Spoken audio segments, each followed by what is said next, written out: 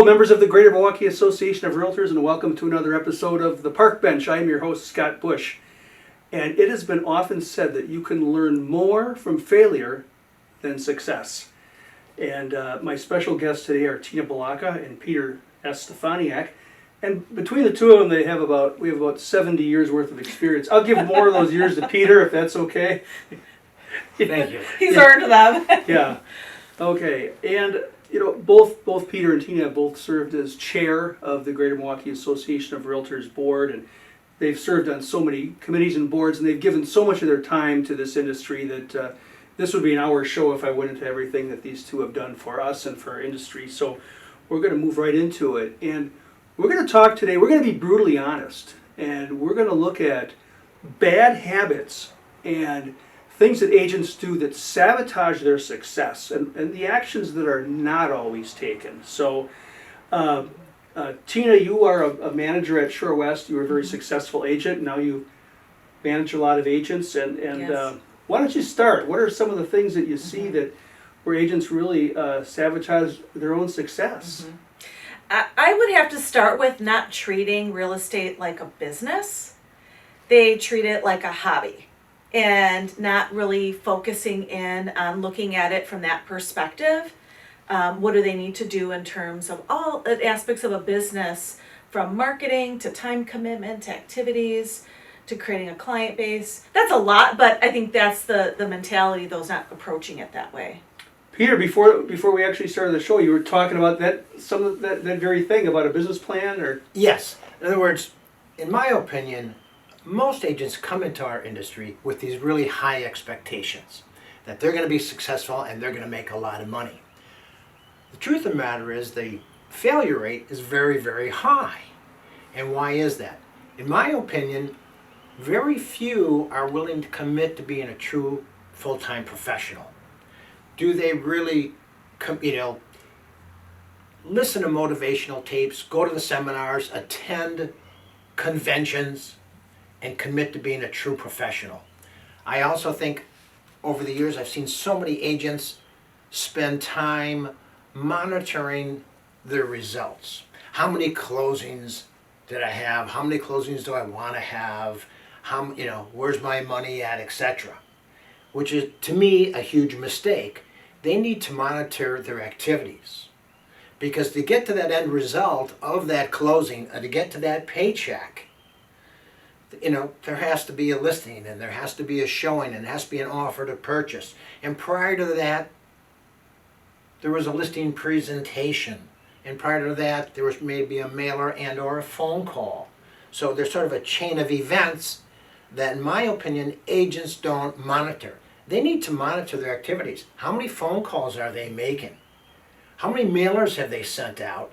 And as a result, the closings, the checks will come. But again, they need to monitor activities and not results.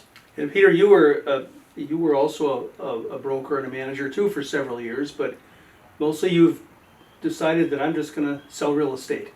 Yes, I managed an office for my late uncle and father in the mid-1980s for 3 years. And that was probably the best education I received. I quickly learned I would never be a manager again. And I'd never be sorry, Tina. That's okay. I would never be an owner of a traditional large-size real estate firm because I saw such a turnover and a lack of commitment from agents coming in. I'd be willing to bet today 95% of residential real estate agents do not have goals in writing. They do not have a business plan. They don't have a mission statement. They come in with these high expectations, but as Tina touched on, they don't treat it like a business. Okay. Tina, what else do you have? I know there's more. Well, there absolutely is. And I love what you said about the activities, because it's so true. If an agent is struggling and their business isn't where it's at, well, what have you been doing the last 30, 60, 90 days? And I always say what you do today will affect what happens 90 days from now. How many conversations are you having with people? How many phone calls have you made? Or, people are making phone calls, but connections somehow. So those activities are just so, so important. So if an agent comes to me that's struggling, that'll be the first thing that I like to ask, is that about the activities. And there's no question, because for us to pick up our phone and call a friend to go to a social event, simple, no problem. We pick that phone up. But when we have to pick up that phone to call a potential listing or a potential transaction, for some reason it weighs 3,000 pounds. And for agents out there, to me it's just that simple. What's the difference between big shots and little shots in our business?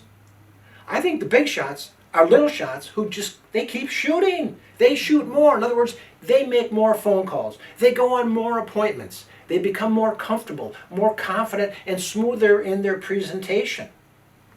And as a result, life's a lot more fun. They can take longer, more luxurious vacations. They can live in a finer home, drive a nicer car. It's just a very simple process. Right. So my recommendation to a lot of agents out there, don't be a secret agent, right? You got to let people know who you are and what you do. We're not going to sell everybody, but it's important to get out there and let them know who you do. Selling's a matter of the numbers. The more sales I call, the more people I see, my opportunities are going to go higher, and ultimately my results are going to be better. I would also share that, success is not owned. Success is rented. And to do well in this business, we have to understand that the rent is due every day. Every day, even though this is my 48th year in business, I still make a couple of prospecting calls every day, even on Saturdays, even on Sundays. Success isn't rented, it's owned, and the rent's due every day. So you have to pay the rent. You have to. It's like tending a garden, right? Pull the weeds out, water and fertilize. Yep. And again, there's three kinds of realtors out there. There's realtors that make it happen. There's realtors that watch it happen. And there's realtors that wondered what happened. That is so well said. And I'll be honest with you, I wake up every day with the thought process that I'm at zero and I'm equal to everybody. And that scares me. That really does. I learned from a wise old realtor many, many years ago that don't worry about your competition. Let your competition worry about you. Set the pace. And he had shared with me that, Pete, if your competition is talking about you, whether it's good or bad, you're winning. Set the pace. Okay. What are some of those other bad habits, Tina? Well, I would, in kind of parallel to that too, it's a contact sport. It is the amount of people that you're connecting with on a daily, weekly, monthly basis. And there's so many more ways to do that than when I started in the business. I mean, it really was the phone call or face-to-face, but now there's so many other ways with social media to stay in flow with people, sharing your activities and stories. But I also think that it's so easy to just put a post out that says, just sold, just listed. That does not serve us so well, because then we make it look really easy. Share a story about what actually happened. What were some of the challenges? How did you solve a problem for that person? Because just putting out an easy post, just listed, just sold, it's the easy way to do it, but it doesn't tell a story. And I think agents have to get better at sharing what they actually do to help their clients. There's no such thing as a typical real estate transaction. I would agree. After 48 years, every transaction is different. That's right. Based on the style of the home, based on its location, pricing, seller motivation, Problems, buyer issues, motivation, right. the economy, where our interest rates, inventory. There's never been a transaction that's been identical.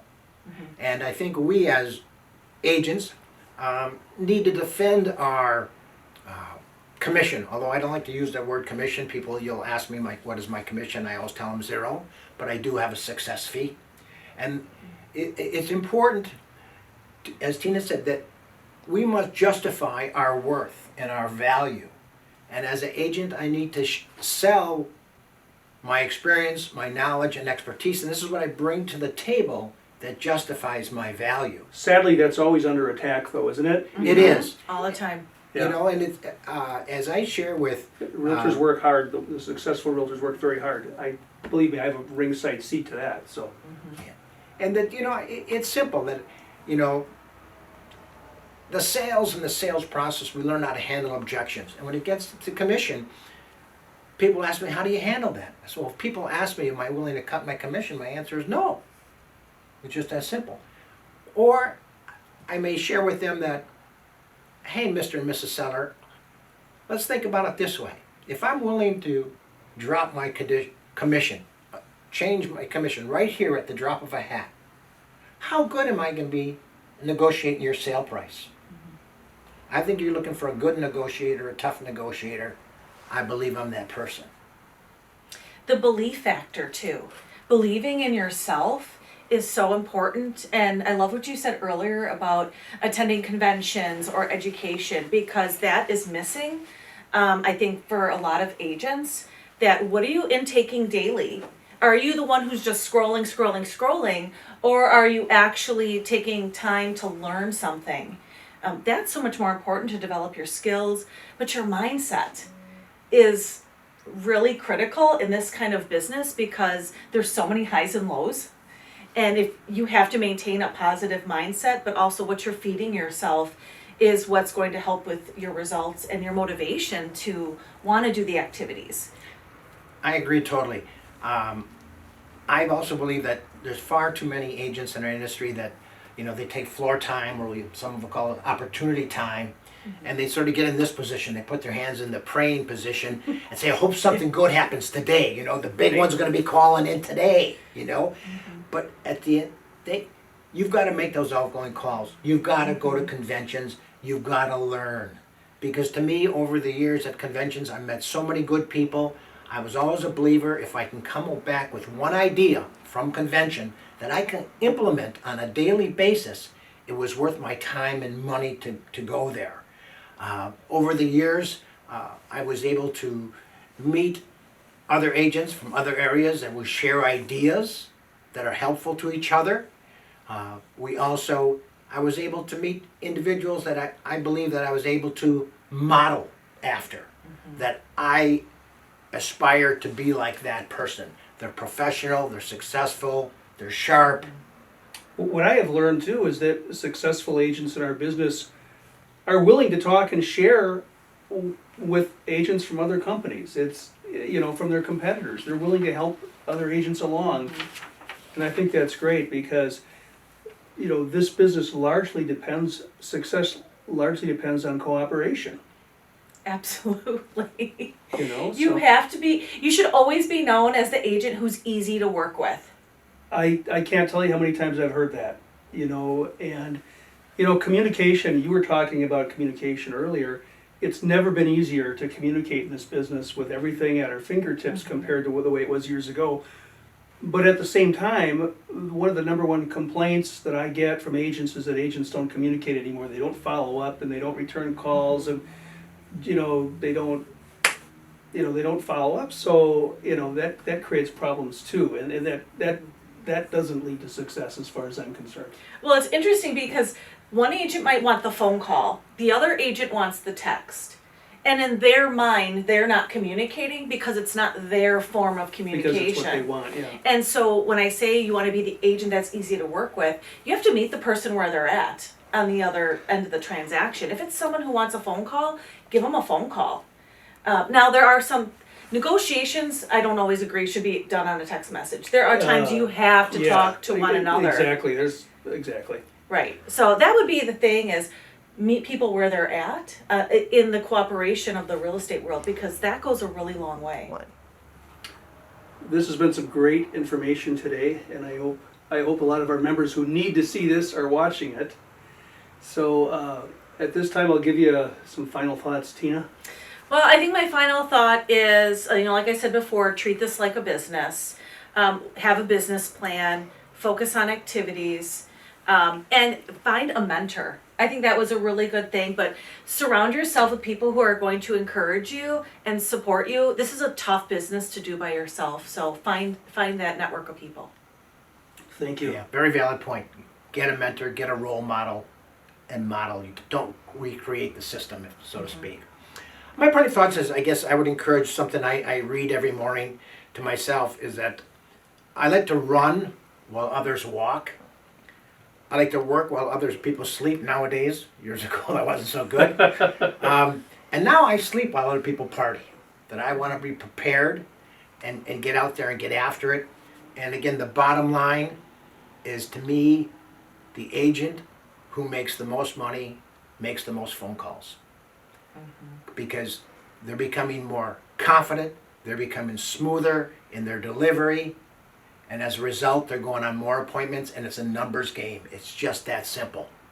And, you know, if you are aggressive, sending out your mailers, working social media, and more important, the number one thing, again, I'm old school, is picking up that phone and making phone calls. This final thought of mine, this just came to mind. It was actually your sister, Beth Savis, who once said to me that, this was probably 25, 30 years ago.